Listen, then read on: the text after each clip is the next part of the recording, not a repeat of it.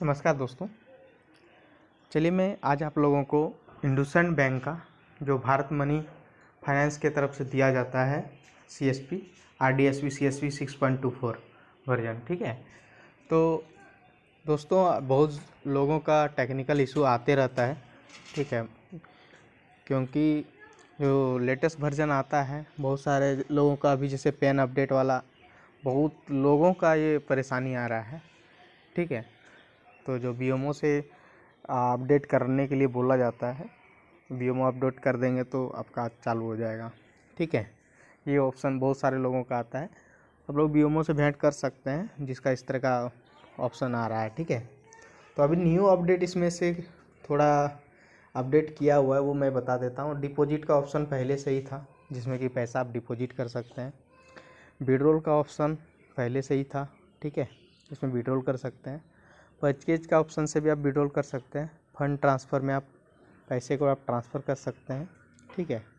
Balance inquiry में आप लोग जैसे आधार नंबर डालिएगा, इसके बाद बैलेंस इंक्वायरी करते हैं तो उसके मोबाइल में मैसेज जाता है कि कितने अमाउंट है।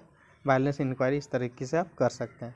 IMPS ट्रांसफ़र से आप लोग पैसे को ट्रांसफ़र कर सकते हैं, जिसे क्योंकि मिनिमम विड्रॉल होता है आपका 20,000 रुपया इंडसइंड बैंक का, ठीक है। तो बहुत सारे लोग ऐसे आ जाते हैं कि नहीं उनको 50,000 निकालना है, तो उस जगह पे आप लोगों को क्या करना है, IMPS ट्रांसफ़र से आप लोग पैसे को निकाल सकते हैं, ठीक है। इसके बाद आता है दोस्तों रिपोर्ट में आप लोग देख सकते हैं कि कितने आपने ट्रांजैक्शन किए हैं, क्या किए हैं।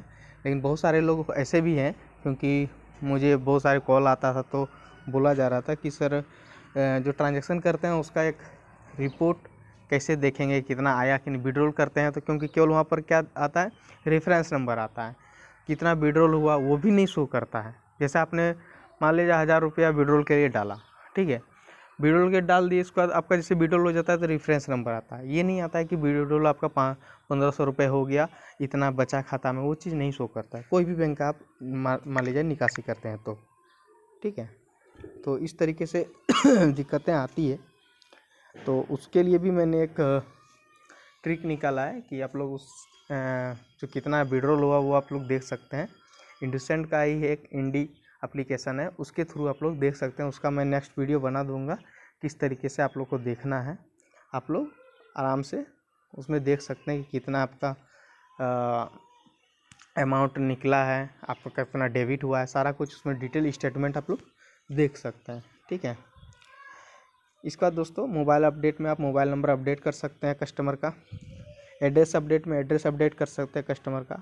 नेम अपडेट में आप कस्टमर का नाम अपडेट कर सकते हैं। आधार कार्ड में सेम होना चाहिए, अगर आधार कार्ड में अलग है और नेम अपडेट आप अलग मार रहे हैं तो नहीं होगा, ये याद रखिएगा, ठीक है। इसके बाद आता है दोस्तों डेट ऑफ बर्थ अपडेट का। DOB आप अपडेट कर सकते हैं। मिनी स्टेटमेंट कस्टमर का निकाल सकते हैं आप, ये भी आपका मोबाइल में मैसेज जाएगा, ऐसा नहीं कि आपको स्क्रीन में शो हो जाएगा, ठीक है। इसका आता है नॉमिनी मॉडिफिकेशन का, आप नॉमिनी मॉडिफिकेशन करते हैं। इसके बाद अभी न्यू जो अपडेट आया है दोस्तों BBPS, आप लोग देख पा रहे होंगे, आप लोग के पास ऑप्शन आया होगा BBPS का, ठीक है। तो BBPS ये क्या चीज़ है, इसके बारे में आपको बता देता हूँ कि BBPS से आप कोई भी यूटिलिटी पेमेंट आप लोग जमा निकासी कर सकते हैं। देखिए बिलर कैटेगरी कवरेज बिलर नेम, ठीक है। तो इसमें बहुत सारे ऑप्शन आएगा, जैसे आपका हो गया पे बिल, इसका बाद का कंप्लेंट स्टेटस, ये सब सारा कुछ आप लोग देख सकते हैं, ठीक है। इसमें जैसे लोन रिपेमेंट ये सब सारा कुछ आप लोग कर सकते हैं BBPS से। इसके बाद आपका आता है non member account. Non member account में आप लोग अकाउंट ओपनिंग कर सकते हैं, ठीक है। सभी 4 प्रकार का अकाउंट दिया है। FD RD हो गया, चलिए मैं दिखा देता हूँ एक बार। देखिए जैसे आपका RD अकाउंट हो गया, सेविंग अकाउंट हो गया, सेविंग और FD अकाउंट हो गया, फिर आपका RD अकाउंट हो गया, ठीक है। तो इस तरीके से ये FD अकाउंट हो गया। तो ये 4 प्रकार के अकाउंट आप लोग ओपनिंग कर सकते हैं। इसके बाद आता है फ़ी एंड चार्जेस का ऑप्शन।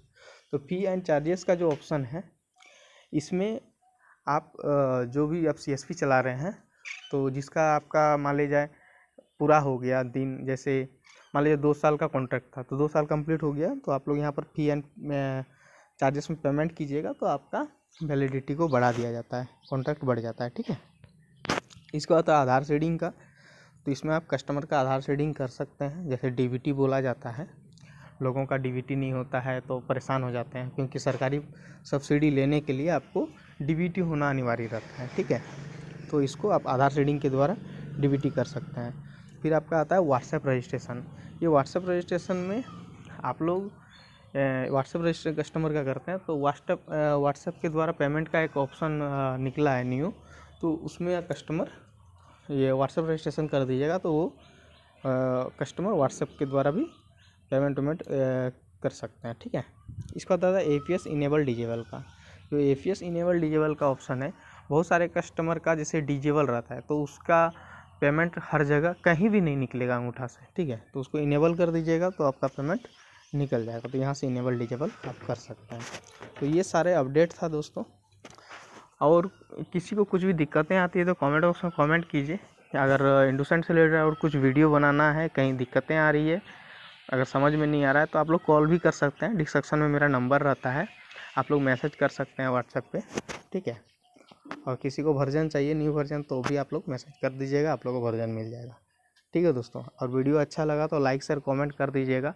और अभी तक मेरे यूट्यूब चैनल को आपने सब्सक्राइब नहीं किया तो सब्सक्राइब कर लीजिए। थैंक यू दोस्तों।